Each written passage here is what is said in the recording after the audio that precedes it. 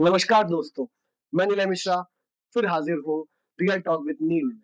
और आज के हमारे अतिथि हैं पुराण प्रवक्ता, अंतर्राष्ट्रीय कथा व्यास आदरणीय आचार्य प्रहलाद कृष्ण शास्त्री जी।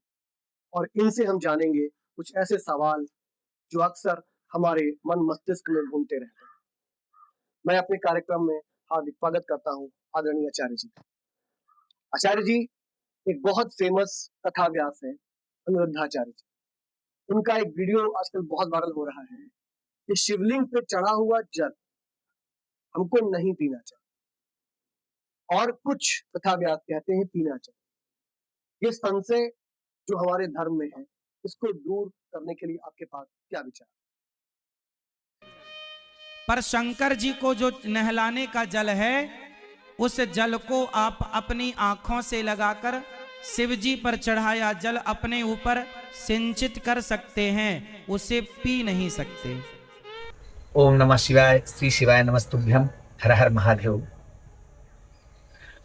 आपने बड़ा अच्छा प्रश्न रखा है। समाज में इस प्रश्न को लेकर के बड़े व्यतिक्रम मचे हुए हैं।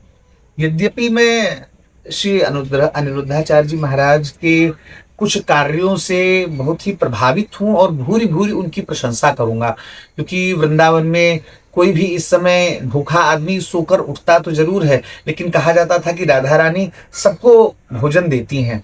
लेकिन वर्तमान में राधा रानी के उस कार्य में कहीं ना कहीं अनिरुद्धाचार्य जी को भी किशोरी जी ने लगा रखा है। वो सबकी बड़ी व्यवस्थाएं कर रहे हैं। भोजन की किसी भी प्रकार की इस समय दिक्कत वृंदावन जैसे स्थान में किसी को भी नहीं रह गई है, इसलिए वो भूरी भूरी प्रशंसा के पात्र हैं। किंतु उनके इस वक्तव्य का जो उन्होंने वक्तव्य दिया कि भगवान शिव के ऊपर चढ़े हुए जल को नहीं पीना चाहिए, इसको पीने वाला अगले जन्म में उन्होंने जैसा कि कहा स्वान होता है, कुत्ता होता है, आदि आदि। तो मैं उनसे निवेदन करूंगा कि आप बहुत ऊंची पदवी पे बैठे हुए हैं। आपके कहे हुए वक्तव्यों को, आपके द्वारा बताए गए सुझावों को दुनिया मान रही है, दुनिया उन पर चल रही है। इसलिए हम लोगों को कुछ भी बोलने से पूर्व 10 बार नहीं, 100 बार नहीं, मैं तो ये कहूंगा कि 1000 बार सोच लेना चाहिए कि हम क्या बोलने जा रहे हैं, समाज पे इस बात का क्या प्रभाव पड़ेगा।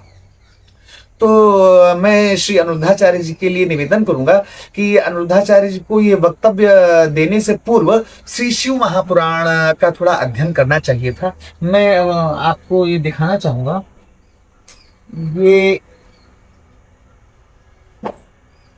गीता प्रेस गोरखपुर से प्रकाशित मूल श्री शिव महापुराण का ग्रंथ प्रमाण रूप में आप लोगों के समक्ष में प्रस्तुत कर रहा हूं कि श्री शिव महापुराण इस विषय में क्या कहती है। भगवान शिव के ऊपर चढ़े हुए जल को पीना चाहिए अथवा नहीं पीना चाहिए।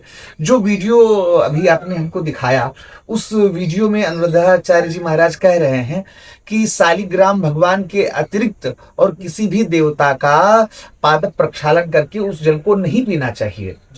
और उन्होंने ये भी कह दिया कि शिव पुराण में ऐसा कहीं भी नहीं लिखा हुआ है कि शिव जी के ऊपर चढ़े हुए जल को पीना चाहिए। तो मैं श्री अनिरुद्धाचार्य जी से निवेदन करूंगा कि आप श्री शिव महापुराण मंगवाइए, और श्री शिव महापुराण मंगवा करके उसके मूल श्री शिव महापुराण के विद्वेषण संहिता के अध्याय 22 और श्लोक नंबर 18, श्री शिव महापुराण के विद्वेषण संहिता के अध्याय 22 श्लोक नंबर 18 कह रहा है, स्नापयित्वा विधानेन यो लिंगस्नपनोदकम पिबेत त्रिविधम पापम तस्से हाशु विनश्यति।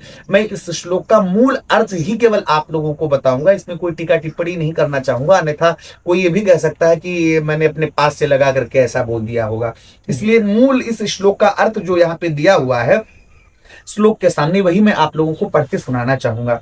शिव पुराण कह रही है, जो विधि पूर्वक शिवलिंग को स्नान कराकर उस स्नान जल को 3 बार पीता है, उसके समस्त पाप शीघ्र ही नष्ट हो जाते हैं।